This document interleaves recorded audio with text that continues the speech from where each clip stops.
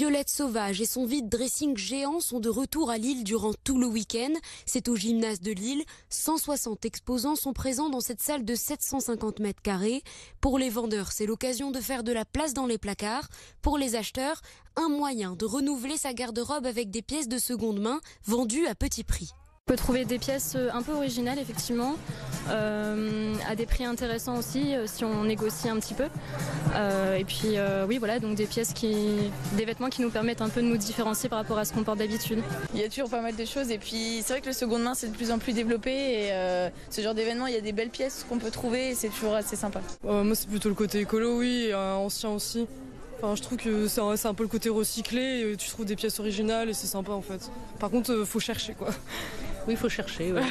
C'est aussi des pièces uniques qu'on ne retrouve pas forcément en magasin et c'est aussi trouver des pépites vintage par exemple qu'on ne retrouve pas non plus actuellement sur le marché. C'est vraiment de pas forcément pousser les gens mais essayer de faire changer les gens de leur façon de consommer. Donc voilà, plus consommer de la seconde main, puisqu'on sait que l'univers du vêtement c'est hyper polluant, c'est le deuxième facteur le plus polluant de la planète. Du coup nous voilà, c'était notre mission de base de faire changer les façons de consommer des gens et aussi d'avoir des bons plans en fait, puisque forcément c'est moins cher, forcément voilà, ça fait tourner un peu l'économie de tout le monde, vider son placard, gagner de l'argent et en même temps voilà, faire un geste pour la planète.